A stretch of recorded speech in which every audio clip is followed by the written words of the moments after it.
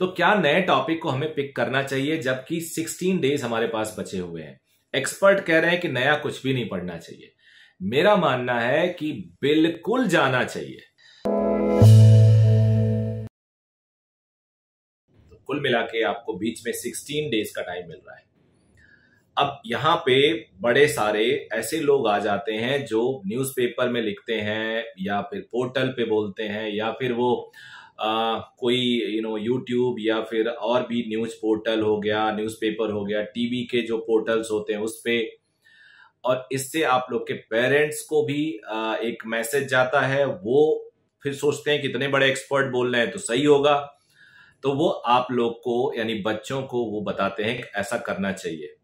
तो जैसा कि मैं जान रहा हूं कि मेरे इस वीडियो को काफी पेरेंट्स भी देख रहे हैं, तो आज का जो वीडियो मैंने बनाया है वो दोनों के लिए है। अगर पेरेंट्स देख रहे हैं तो भी बहुत अच्छी बात है और बच्चे देख रहे हैं तो भी अच्छी बात है। और आज मैं बात करूंगा क्या इन जो 16 डेज में है हमें कॉन्सेप्ट्स पे जाना चाहिए कि नहीं, क्योंकि पोर्टल, टीवी और बड़े बड़े ऐसे लोग जिनका नाम बड़ा है वो बोल देते हैं कि अब कम टाइम बचा, कुछ नया मत पढ़ो।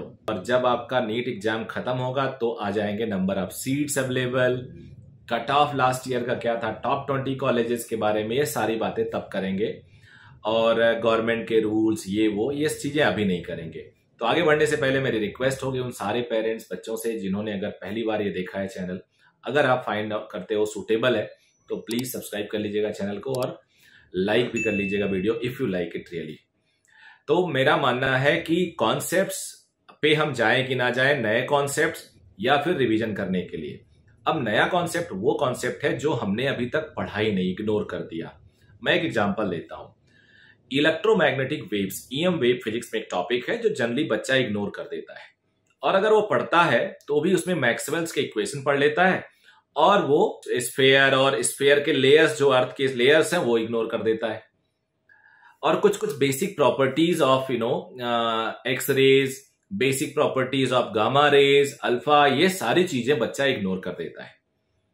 तो क्या वो नई चीजें पढ़े, या फिर हो सकता है एक बच्चे ने कंप्लीटली मोमेंट ऑफ इनर्शिया को इग्नोर कर रखा हो। बेसिक शेप्स तो उसे याद है, बट उस बच्चे को यही नहीं पता कि parallel axis theorem, perpendicular axis theorem के एप्लीकेशंस कैसे होते हैं। और या फिर वो बच्चे ने ऑप्टिक्स में डिफ्रैक्शन छोड़ दिया है, तो कुछ भी इस तरह का। तो क्या नए टॉपिक को हमें पिक करना चाहिए जबकि 16 डेज हमारे पास बचे हुए हैं। एक्सपर्ट कह रहे हैं कि नया कुछ भी नहीं पढ़ना चाहिए।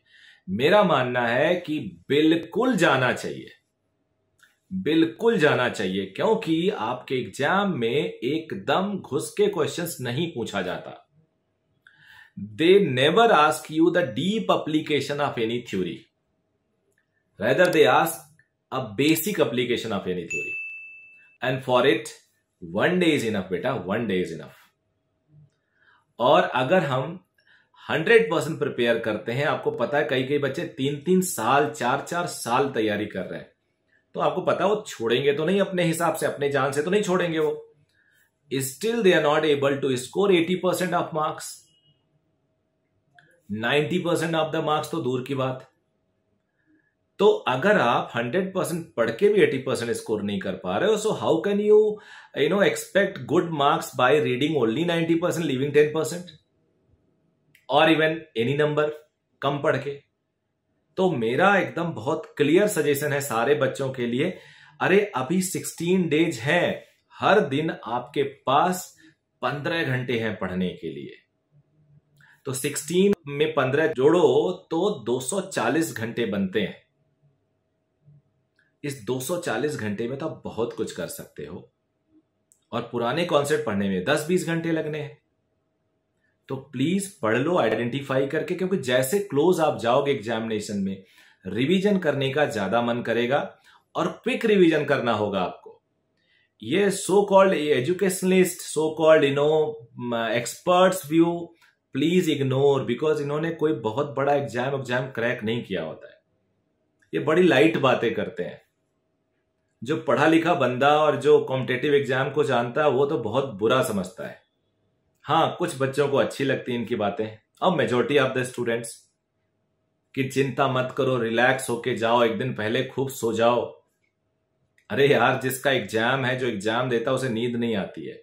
मैं बहुत सारे IAS IPS को जानता हूँ, PCS के लोगों को जानता हूँ, मेरे कई कोलीग हैं और कई एक्सपर्ट से मिलता हूँ क्योंकि इंस्टीट्यूट में आते रहते हैं। वो कहते हैं यार संडे के एग्जाम में हम लोग को याद है जब 1 डे होता था प्री वगैरह, तो हम सैटरडे पूरी रात पढ़ते थे, कई बार तो एग्जाम देने के आने के बाद सोते थे। मैं खुद जब JEE का एग्जाम था तो पहला फिजिक्स पेपर था, वो गड़बड़ हो गया, बड़ा अनप्रेडिक्टेड पेपर आ गया था। पिछले कई सालों का जो पैटर्न था एकाएक बिना बताए चेंज हो गया था। और अगले दिन मेरा 2 पेपर था, केमिस्ट्री और मैथ्स, पहले तीनों अलग होते थे IIT में। तो मैं पूरी रात ऑलमोस्ट पढ़ा था, केवल 2 घंटे सोया था। और अगले दिन मुझे 6 घंटे का 2 पेपर देना था, 2 सेशन में, 9 से 12 और 2 से 5। तो ये इनकी बातें मत मानो कि रिलैक्स हो जाएं, यहां चले जाओ, उस दिन मस्ती कर लो। बिल्कुल नहीं, पढ़ाई का जो रूटीन है वो कंटिन्यू रहना चाहिए, उसमें कोई छेड़खानी नहीं है। टेस्ट सीरीज आप जो दे रहे हो प्लीज देते रहो, बिल्कुल देते रहो। मैंने आपको एक फिनोमिना बताया था, जब टेस्ट सीरीज शुरू हुआ तो कुछ बच्चों ने टेस्ट सीरीज पहला बड़े जोश से दिया, पेपर हो गया खराब, पेपर में आए 300 नंबर। अब बच्चों को लगा अरे यार ये 300 इसलिए आ रहे हैं क्योंकि मैंने रिवाइज नहीं किया, मैं तो अच्छा स्टूडेंट हूं, मैंने रिवाइज नहीं किया इसलिए 300 आ रहे हैं, और चलो मैं रेस्ट कर लेता हूं, बाकी पार्ट टेस्ट नहीं दूंगा, मॉक टेस्ट जब शुरू होगा तब दूंगा। तो बीच में उनको 20-25 दिन मिल गया और रिवीजन पे लगे रहे। फिर मॉक टेस्ट देने आ गए, मॉक टेस्ट में भी उनके उतने नंबर, उससे खराब हो गए। अब उन बच्चों ने क्या कहा, अरे यार मॉक टेस्ट अभी भी पूरा रिवाइज नहीं हुआ, चलो अब आखिरी के 2 मॉक टेस्ट देंगे। और फिर वो छुट्टी पे चले गए और आखिरी के 2 मॉक टेस्ट जब वो देंगे तब भी इतना ही नंबर आएगा और नीट में भी इतना ही नंबर आएगा। मैं उनका भला चाहता हूं, लेकिन ये रॉन्ग प्रैक्टिस है। और उन्हीं के कंपैरिजन में, उन्हीं के साथ ऐसे बच्चे हैं जिनका पहले टेस्ट में 250 आया, उनको मैंने बताया, वो समझे मेरी बात, माने अपने टीचर की बात, और वो लगातार टेस्ट दिए।